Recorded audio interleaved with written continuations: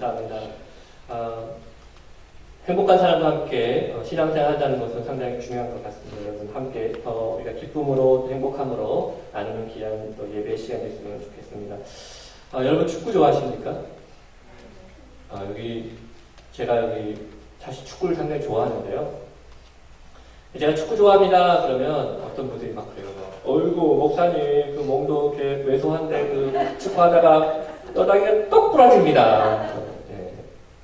네. 제가 그러거든요. 아이고 참 답답한 일 하십니다. 집사님 손가락 굵다고 코 못 팝니까? 다 팝니다. 네, 다 할 수 있습니다. 2003년도에 아시안컵 대회가 있었습니다. 축구. 그때 이름도 오만합니다. 오만이라는 나라와 우리 대한민국하고 축구 경기가 있었습니다. 2003년도에. 근데 여러분 기억나시죠? 2002년도가 그 월드컵 있지 않습니까? 그때 월드컵 때 우리나라가 4위를 했습니다. 대단한 거죠? 근데 그 당시에 이 오만이라는 나라는 세계 랭킹이 한 87위 정도밖에 안 되는 좀 그런 나라였습니다. 그러니까 당일, 그리고 경기가 딱 했는데요. 당일에 경기 분석이 났는데 우리나라하고 그 오만하고 경기 중에서 우리나라가 한 80% 이상을 경기를 지배한 거예요. 그러니까 공이 80% 이상을 우리 쪽에서 있었던 겁니다. 그러니까 쉽게 말해서 우리가 말하면 이 말을 표현하자면 일방적인 경기를 펼쳤거든요. 그런데 경기 결과가 뭔지 아세요? 한국이 1대3으로 졌습니다. 일방적으로 경기를 했는데 아니 그렇게 공도 많이 잡고 기회도 많이 가졌고 했는데 왜 졌습니까? 왜냐하면 경기 규칙은요, 누가 공을 많이 가지고 있냐가 아니라 누가 골을 많이 넣느냐에 따라서 승패가 갈라지기 때문입니다. 여러분, 우리 신앙생활도 그렇지 않습니까? 얼마나 신앙생활을 오래 했느냐, 내가 얼마나 많은 직분을 가지고 있느냐, 내가 얼마나 봉사했느냐가 아니라는 거예요. 그게 신앙의 승리를 가져오는 게 아니라는 거예요. 그 신앙의 승리를 보장해 주는 게 아니라는 것입니다. 누가 더 하나님의 말씀에 순종했느냐. 제가 말씀드렸죠? 매력적인 신앙이 누구라고요? 접니다. 매력적인 신앙인이 누굽니까? 말씀에 순종하는 사람이에요. 말씀에 순종하는 사람이 가장 매력적인 사람입니다. 여러분 청년들 아까 우리 저번에 말씀드렸다시피 여러분 1마일 안에 결혼한 사람이 분명히 있겠지만 네. 그래도 매력적인 사람을 여러분 찾으신다면 여러분 분명히 생각해야 될 것은요. 순종하는 사람이 매력적인 사람인 겁니다. 오늘 본문을 크게 둘로 나눌 수 있는데요. 16절부터 20절까지 말씀은 이스라엘 백성들이 전쟁을 통해서 얻게 된 지역들의 이름들이 쭉 나오고요. 21절부터 또 23절까지 보면 이 전쟁이 이스라엘만의 전쟁이 아니라 하나님께서 개입하신 전쟁이다. 또 여기에는 여호수아의 순종이 있었다라는 사실을 본문을 통해서 우리에게 이야기를 하고 있습니다. 그러니까 이 본문이 오늘 우리에게 말씀하고 있는 게 있어요. 그게 뭐냐면 하나님의 약속은 그 기간에 상관없이 반드시 성취된다는 거예요. 기간에 상관없이. 비록 그것이 더디 온다 할지라도 그것은 반드시 성취된다는 거예요. 그런데 그 약속을 누가 성취를 경험하느냐? 살다 보면 낙심될 수도 있죠. 살다 보면 의심할 수도 있습니다. 그런데 그럼에도 불구하고 끝까지 하나님을 기대하고 기다리는 사람에게 그 약속이 이루어지더라고요. 기대하고 기다리는 사람. 그래서 오늘 이 본문을 통해서 우리가 어떤 상황을 만났을 때 그것을 절망하고 포기하는 것이 아니라 이것을 다시 믿음의 눈으로 보니까 깊은 골이 높은 산이 된다는 사실을 믿음의 눈으로 깨닫는 그 은혜를 여러분 저희가 세 가지 정도로 함께 나누려고 합니다. 첫째로 어떻게 우리의 이 깊은 골이 높은 산으로 보이기 시작할까? 여러분 신앙을요 나의 매뉴얼이 아니라 하나님의 매뉴얼을 딱 할 때라는 거예요. 신앙을 나의 매뉴얼이 아니라 하나님의 매뉴얼을 따라서 살 때라는 것입니다. 오늘 본문 16절에 보면 이렇게 표현되고 있습니다. 여호수아가 이같이 뭐가 있었다는 거죠? 그 말씀이 한 절 앞에 있는 15절에 있는 말씀인데 15절 말씀을 제가 읽어볼게요. 여호와께서 그의 종 모세에게 명령하신 것을 모세는 여호수아에게 명령하였고 여호수아는 그대로 행하여 여호와께서 모세에게 명하신 모든 것을 하나도 행하지 아니한 것이 없었더라. 이렇게 부정 많이 하고 있어요. 하나도 행하지 아니한 것이 없었더라. 했다는 얘기죠. 했다는 얘기입니다. 여호수아가 하나님의 말씀대로 행했더니 즉 자신의 경험이나 인간적인 전략이 아니라 하나님의 말씀대로 행했더니 하나님께서 그 땅들을 점령하게 하셨다는 것입니다. 근데 이 말씀이 오늘 우리가 읽은 본문의 23절 마지막 또 반복이 됩니다. 23절 다 같이 읽어볼까요? 23절 말씀 같이 읽겠습니다. 시작. 여호수아가 여호와께서 말씀하신 대로 그 온 땅을 점령하여 이스라엘 지파의 구분에 따라 기업으로 주게 그 땅에 전쟁이 있었다. 이게 무슨 말입니까?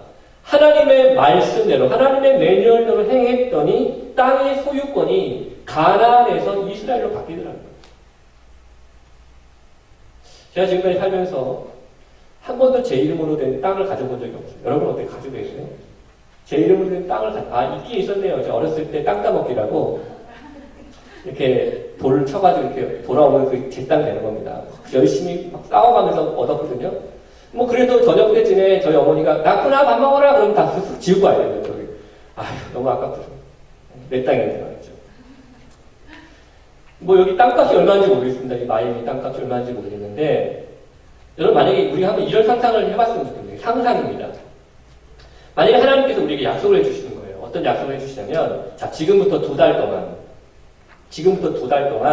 한 번도 예배 안 빠지고 새벽 예배 잘 나오고 그런 사람들에게 모든 사람들에게 내가 이 마이애미에 있는 땅을 골고루 분배해 주겠다. 듣기만 해도 이게 로또 같기도 하고 그렇죠? 골고루 분배해 주겠다. 아 기분이다. 땅만 주는 게 아니고 집까지 만들어 세워주겠다. 한 채씩. 그럼 우리한테 어떤 일이 일어날까요? 난리가 날 겁니다. 난리가. 네? 제 생각에 2달이 뭐예요? 한 1년 하라고 살 거예요. 1년 하라고. 네?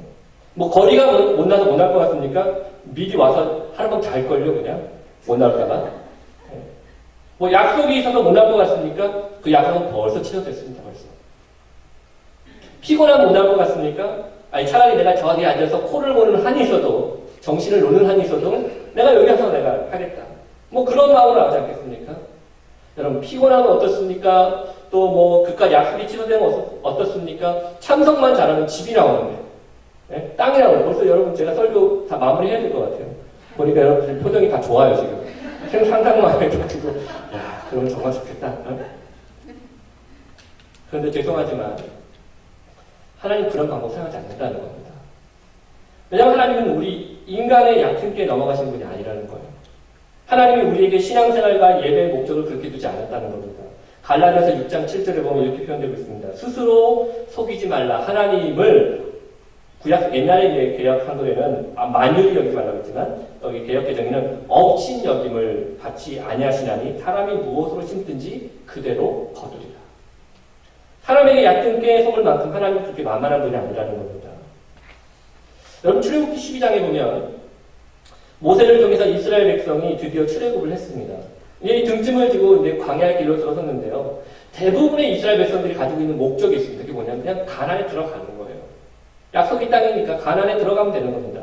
그게 그냥 그 사람들의 목적이에요.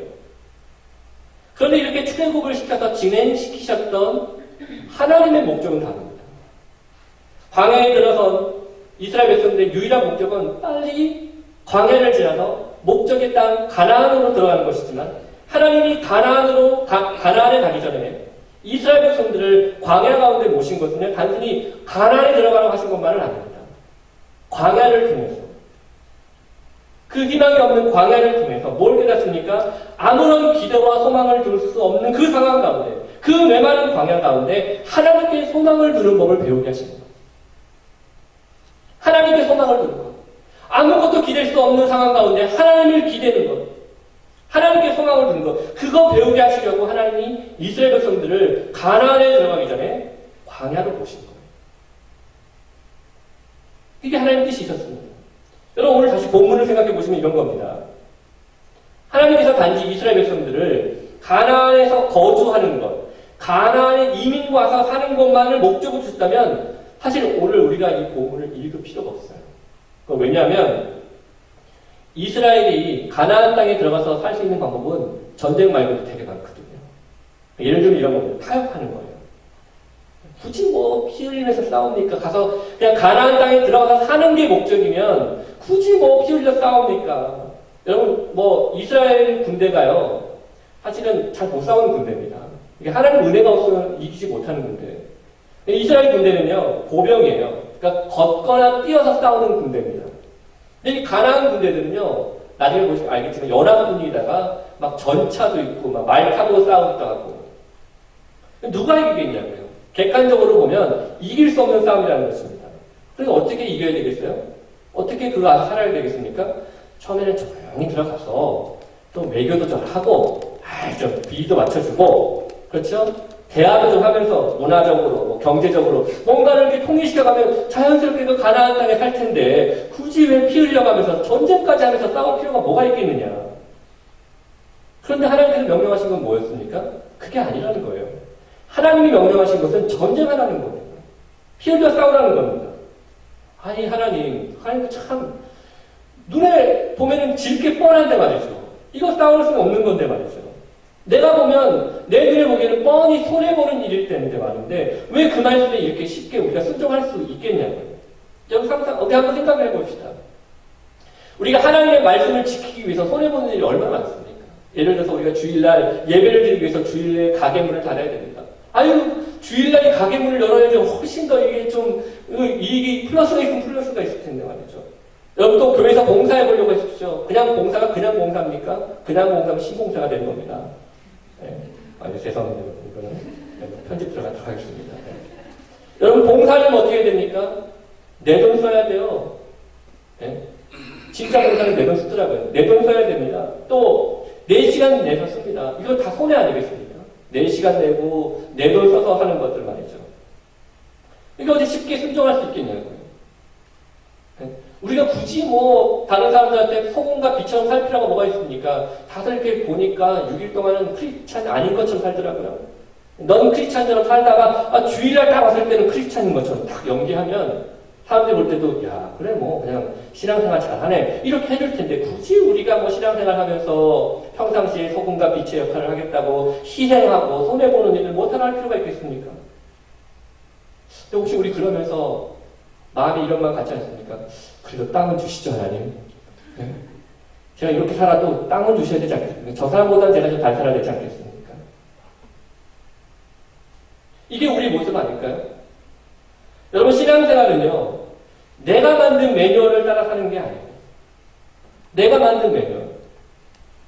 내가 만든 매뉴얼로 사는 사람은요 절대로 자기에게 주어진 문제를 하나님의 시선으로 풀 수가 없어요. 하나님의 시선으로 해석해낼 수가 없다는 것입니다. 우리가 해낼 일이 있습니다. 그게 뭐냐면 하나님의 레시피에 내 생각과 내 판단과 내 경험을 빼버리는 거예요. 그 한국의 유명한 요새 핫한 그 셰프 있지 않습니까? 예능으로 나왔던 그 네? 백종원. 예. 만약에 그분이 저희 집에 와서 뭐 음식을 이렇게 해주는데 제가 그렇게 자꾸만 고춧가루 넣으세요. 뭐 소금 더 넣으세요. 예. 그럼 고춧가루 그냥 고춧가루 뿌리는 거죠. 그거는 말 그대로. 예. 제가 그러면 안 되지 않습니까? 하나님이 우리 인생의 전문가 아닌가요? 하나님의 레시피를 따라야 되는 거 아니겠습니까? 근데 왜 우리는 우리 레시피를 가지고 자꾸 하나님께 들이대냐는 겁니다.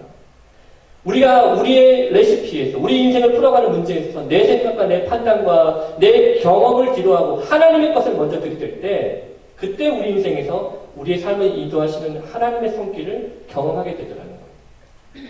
두 번째로 우리가 어떻게 깊은 골짜기가 높은 산으로 보이는가? 영적인 게으름을 경계해야 될 때예요. 영적인 게으름을 경계해야 된다는 거예요. 여러분 게으름 필 때는 다 이유가 있습니다. 여러분 게으름 피는 사람들 상당히 바쁜 사람들입니다. 네. 게으름 필 때는 많이 이유가 많습니다. 왜 그 이유 중에 나름 이유가 있는데 그 중에 가장 큰 이유가 뭐냐면 다음에 하자는 거예요. 다음에. 안 한다는 건 아닙니다. 다음에 하자. 보통 지금 당장 해야 될 어떤 필요성을 느끼지 못하거나 중요성을 느끼지 못할 때 보통 이런 이유를 얘기합니다. 영적으로도 그렇습니다. 영적으로도 게으름이라는 것이 있습니다. 그게 뭐냐면 이런 거예요. 잘 들어보십시오. 영적인 게으름이 뭐냐? 순종 안 하겠다는 게 아닙니다. 순종 안 하겠다. 순종의 타이밍을 내 계산기로 돌리는 거예요. 순종의 타이밍. 그러니까 순종의 타이밍을 내 계산기로 놓고 돌리니까 어떻게 됩니까? 결론적으로 답이 안 나와요, 답이. 지금은 아니라는 거예요. 답이 안 나와요, 답이. 여러분, 믿음의 역사는요, 믿음의 순종을 걸음 삼아 일어나는 거예요. 그래서 순종에는 해도 되는 게 있고, 안 해도 되는 게 있는 게 아니라는 겁니다. 지금 나에게 하나님 말씀이 주어지면 그건 하라는 겁니다. 우리의 계산기로 놓고 돌리라는 게 아니라는 거예요. 어떤 분은 그럴 수 있습니다. 이 말을 듣고, 목사님, 그러면 제가 지금 당장 아프리카로 가겠습니다. 네, 선교하러 가겠습니다. 짐 쌀까요? 제가 말리거든요. 그러지 말라고. 선교의 마음을 보여주셨을 때 순종하는 게 뭡니까? 지금 당장 싸고 가는 겁니까? 그럴 수도 있지만 대부분의 우리가 순종하는 방법이 뭡니까? 기도하는 거죠. 기도로 준비하고 시작하는 거예요. 그게 시작하는 거예요. 그게 순종하는 거예요. 여러분, 오늘 본문의 여호수아, 이 여호수아는요, 믿음의 사람이자 순종의 사람이었습니다. 우리 17절 말씀 한번 같이 읽어볼까요? 17절 말씀 같이 읽어보도록 하겠습니다. 시작.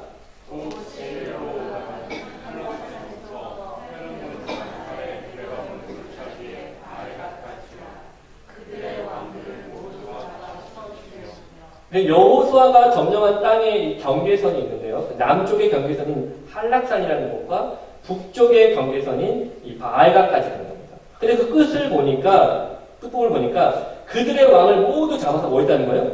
쳐 죽였대요. 아, 이게 참, 이게 성경이, 네, 상당히 이게 과격합니다. 쳐 죽였다. 근데 여기에 이 히브리어 동사 3개가 연속으로 쓰여져요. 그게 뭐냐면, 사로잡다라는 뜻의 라카트, 그 다음에 치다라는 뜻의 나카, 그리고 죽이다라는 뜻의 무트라는 단어가 이 히브리 동사 3개가 연속으로 쓰여집니다. 보통 히브리 용법에서 같은 비슷한 뜻을 가지고 있는 동사가 3개가 연속으로 쓰여질 때 가지고 있는 의미가 뭐냐면 망설이지 않고 주저하지 않고 즉시 행동을 옮길 때 이 단어, 이 용법을 쓰는 거예요. 그러니까 여호수아가 하나님의 말씀을 들었을 때 그 명령을 듣고 자기 계산기를 돌린 게 아니에요. 보병이고 우리가 이것도 안 되고 저것도 안 되고 자꾸 핑계를 대는 게 아니라는 것입니다. 하나님의 말씀을 듣고 그 말씀에 즉각 순종했다는 것입니다. 무엇이든지 그것이 작은 일이 할지라도 그 일에 순종하기 시작했다는 거예요. 여러분, 우리는 하나님의 말씀에 그 하나님의 말씀을 듣고 즉각 순종하고 있습니까? 아니, 우리에게는 하나님의 말씀이 떨어지기가 무섭게 그 말씀을 지키려는 그런 열정과 열심이 우리 가운데 있습니까? 아니면 대부분 또 우리가 말씀을 들으면 계속 계산기를 돌려야 되는 거예요. 아유, 이 말씀은 나한테 아니고 저 김집사, 저 박집사한테 갈고 이거는 그냥 내가 골라서. 혹시 우리 그런 삶을 살고 있는 것은 아닐까요? 우리가요, 우리의 육체의 유익을 위해서는요, 얼마나 이 부지런을 뜨는지 모릅니다. 우리 여기 마이밀교에 있는 그런 분들이 없는지 아는데요. 저희 한국에 가면은, 먹는데 어디 있다, 1시간도 그냥 가요. 먹는데 정말 맛있다 그러면 다 끌고 가요, 사람들은. 자기가 유레카 이러면서 자기가 새로운 거 발견했다고 그러면서 맛집 찾고요. 육체의 유익을 위해서는 그렇게 열심히 성실하는데, 정작 하나님의 말씀에 대한 순종이 없어요. 작은 일에도 순종하지 않아요. 그럼 뭐예요? 그거는 진짜 게으른 사람이라는 거예요. 영적으로. 아무리 하루를 잘 계획하고 그것을 위해 부지런히 산다고 할지라도 말씀에 대한 작은 순종이 내 삶 가운데 일어나지 않으면 우리 진짜로 영적으로 게으른 사람들이라는 것입니다. 그래서 저는 여러분에게 이렇게 말씀드리고 싶어요. 순종에는 할부가 없습니다. 이거 조금 하다가 이거 좀 나중에 좀 하고 기었다가 또 나중에 하는 순종에는 할부가 없습니다. 순종은 우리 형편에 따라 쫓길 수 있는 게 아니라는 거예요. 또 순종에는 99%의 순종이 없어요. 99%의 순종이 없어요. 100%, 100%예요. 그게 진짜 순종이라는 것입니다. 바라기는 우리 삶 가운데 바로 이런 여호수아와 이스라엘 백성들이 가졌던 그 즉각적이고도 온전한 순종이 우리 삶 가운데 일어나길 주님의 이름으로 축복합니다. 그런데 이런 마음에 갖고 신앙생활을 하더라도 막상 어떻습니까? 막상 시간이 좀 흐르면, 상황이 좀 바뀌면 우리 마음이 흔들릴 때가 참 많습니다. 그게 오늘 제가 나누고 싶은 세 번째 일인데요. 어떻게 우리의 깊은 골짜기가 높은 산으로 보이는가? 밑이 안 보이게 내려갈 때라도 그곳에 하나님의 은혜가 있음을 고백할 때 비로소 높은 산이 보이는 거예요. 내가 내려갈 때라도 그것이 하나님의 은혜라고 고백하는 것. 18절 말씀 우리 같이 한번 읽어보겠습니다. 하시겠습니다. 시작. 그 모든 왕들과 싸운 지가 오래됐다. 여기서 여러 날, 그러니까 싸운 지가 오래됐다는 말은요, 성경학자들은 7년 정도를 얘기합니다. 전쟁의 기간을 말하고 있는데요. 하나님께서 명령하셨어요. 가나안 땅을 정복해라. 이것이 너희 땅이 될 것이다. 그래서 갔거든요. 싸웠거든요. 그런데 이게 금방 될 줄 알았더니 7년이나 싸우고 있는 거예요. 아직 마무리가 안 됐어요. 7년 동안이나 싸우고 있는 것입니다. 아, 뭐 이렇게 오래 걸렸습니까? 19절 보니까 19절 같이 한번 읽어보겠습니다. 시작. 기브온 주인 속에는 이스라엘 자손과 같이 난 하나도 없고 이스라엘 자손이 싸워서 다 기브온 그 거민 히위 사람들은 이미 알고 파친을 했었어요. 근데 그 외의 사람들은 족속들은 다 하나같이 싸우려고 하는 거예요. 하나같이. 그러니까 누가 쉽게 내주겠냐고 땅을. 그러니까 계속 싸우는 겁니다. 혹시 슬럼프라는 말 들어보셨어요? 슬럼프. 네. 이 슬럼프라는 말은요, 보통 운동선수들이 잘 치다가 잘 못하면 자꾸 핑계로 슬럼프를 짜요. 슬럼프를 했다. 슬럼프 빠졌다고. 그런데 이 슬럼프가요, 운동선수한테만 있는 건 아니더라고요. 또 우리가 살다 보면 우리 인생에도 슬럼프라는 게 있는 것 같습니다. 그래서 어떤 분은 이 슬럼프를 감정의 감기다. 이라는 분들도 있어요. 그냥 어쩌다 걸리면 자꾸만 오니까. 그런데 이 슬럼프는 성경 속에 있는 성경의 인물에게도 예외가 아니더라고요. 오늘 우리가 잘 알고 있는 일라이야, 그러니까 엘리야를 한번 생각해 보십시오. 엘리야는요, 어떤 사람이었습니까? 하나님의 선지자였습니다.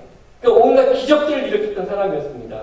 엘리야 때문에 우상 숭배받았던 민족 이스라엘 백성들이 영적 각성이 일어나게 하셨던, 정말 어떻게 보면 그 바알 선지자와의 싸움에서 하늘에서 불이 내리게 했던 정말 능력의 선지자 아니겠습니까?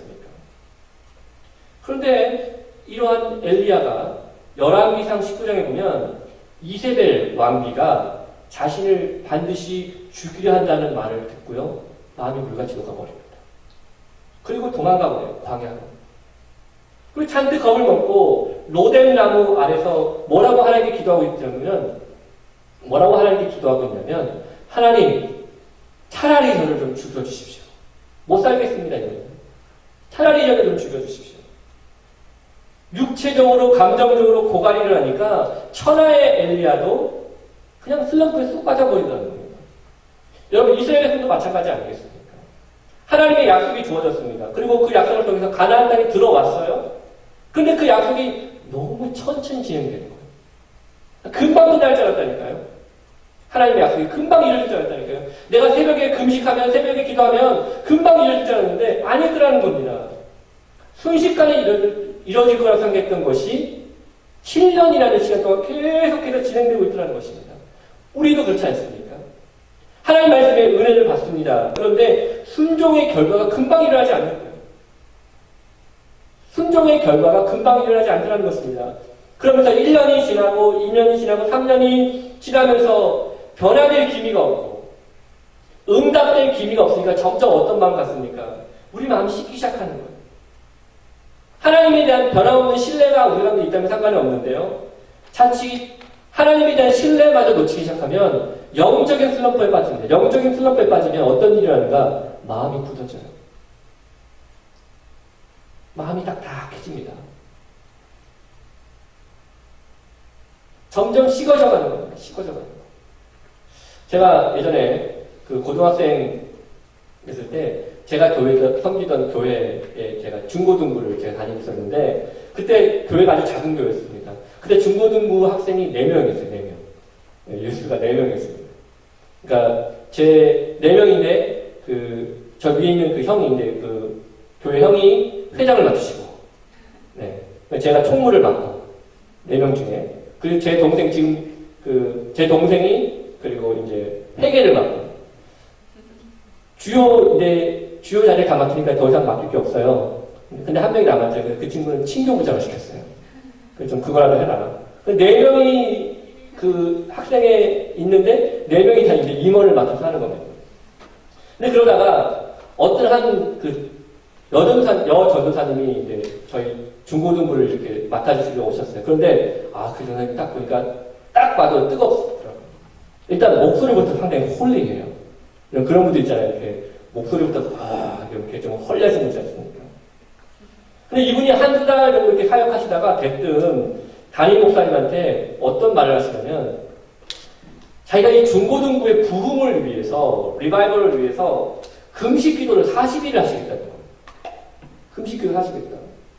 다들 깜짝 놀랐습니다. 아니 40일 금식하다 돌아가시는 분들도 있는데 아니 뭐 자기 일도 아니고 중고등부의 부흥을 위해서 자 눈빛이 목사님 저희도 바랍니다 이런 눈빛으로 들어보고 계신데 저는 죽습니다 그러면 40일 금식 기도를 중고등부를 위해서 하겠다는데 너무 말릴 수도 없고 막 그러니까 어떻게 하겠어요 막 안쓰러운데 또 말릴 수도 없고 이렇게 막 감사하면서 결국 이제 그분이 금식을 들어갔습니다.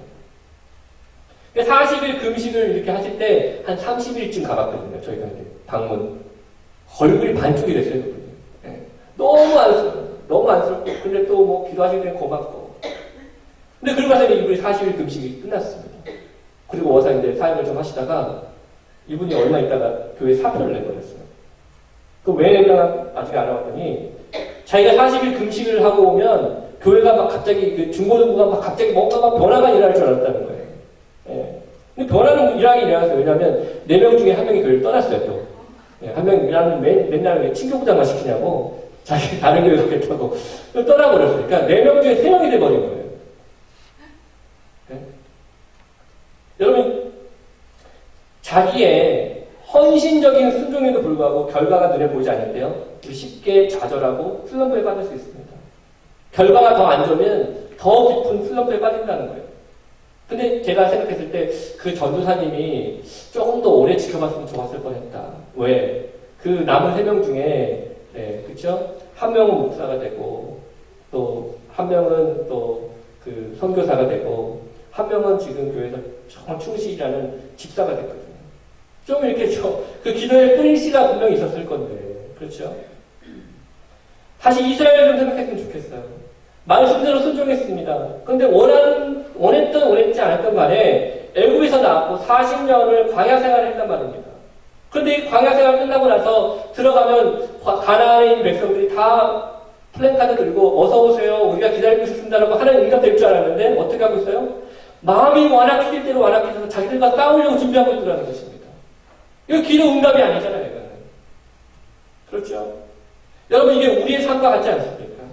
우리가 하나님의 말씀을 듣고 하나님의 말씀을 순종하려고 할 때 자꾸 기도의 응답이 늦어지거나 내가 원하는 것을 얻지 못할 때 우리가 어떤 생각하냐면 내가 가지고 있는 순종의 가치가 없다는 생각하는 거예요. 내가 순종할 필요가 없겠다. 자기의 순종의 가치를 자꾸 떨어뜨리게 된다는 것입니다. 그러면서 뭐 하는 겁니까? 영적인 슬럼프에 빠지는 거예요. 여러분 영적인 슬럼프에 빠지는데 몇 가지 이유가 있다고 해요. 첫 번째가 뭐냐면 부정적인 생각을 많이 할 때 영적인 슬럼프에 많이 빠진다고 합니다. 사람이 감정이 자신이 삶을 어떻게 바라보느냐에 따라 많이 달라지기 때문에 그렇습니다. 그러니까 부정적인 생각을 계속 생각하다 보면 자꾸 낙심하게 되는 겁니다. 그래서 로마서 12장에 이렇게 말씀하고 있지 않습니까? 너희는 마음을 새롭게 함으로 변화를 받으라고 했습니다. 마음을 새롭게 계속 해야 되는 겁니다. 말씀으로. 두 번째는 뭐냐면 영적인 슬럼프를 가져오는 이유가 뭐냐면 우리가 감정과의 싸움에서 질 때 영적인 슬럼프가 올 때가 많다는 거예요. 그러니까 뭐냐면 감정 그 자체와 싸우다 보니까 사실은 문제 자체를 보지 못하는 거예요. 그러니까 너무 감정적이다 보니까 문제를 너무 크게 보거나 그렇죠? 아니면 그 감정 때문에 자기 자신을 너무 크게 정죄할 때가 많습니다. 그러다 보니까 자꾸 자기 그런 얘기 할 때가 많습니다. 아유 하나님이 나 같은 사람 쓰시겠나? 네? 나 같은 사람 쓰시겠나? 뭐 내가 봐도 늘 실망스러운데 하나님 나 같은 사람 쓰시겠나? 자꾸 그렇게 슬럼프에 빠지게 되더라는 것입니다. 그래서 제가 한 가지 말씀드리고 싶어요. 하나님은요 우리에 대해서 절대 실망하지 않으세요. 왠지 아세요? 우리가 보통 누군가를 실망할 때는요 뭔가 기대할 때. 그렇죠? 하나님 우리가 어떤 사람인지 다 아시거든요. 어떤 인간이라는 걸 다 알고 계시거든요. 하나님과 기대하는 것이 아니라 하나님은 우리의 부족함을 아시고 우리의 연약함을 아시면서도 불구하고 우리가 그 문제를 통해서 삶의 현실을 통해서 하나님을 더 경험하기를 원하신다는 거예요. 또 우리가 언제 영적인 슬럼프에 빠지냐 하나님의 인도하심을 놓치고 살 때 우리가 영적 슬럼프에 빠지더라는 것입니다. 여러분 이스라엘 백성들 가운데 여호수아가 한 가지 놓지 않고 있었던 게 있었어요. 그게 뭘까요? 이 수많은 전쟁 속에서 놓지 않고 있었던 한 가지. 이 전쟁의 주인은 우리가 아니라 하나님이라는 거예요. 이 전쟁의 주인은 하나님입니다. 여러분 그거 알고 계세요? 우리가 인생에서 내리막을 탈 때도 하나님의 은혜라고 고백해야 올라갈 때도 하나님의 은혜를 고백하는 거예요. 내려갈 때 하나님의 은혜라고 고백 못하면서요.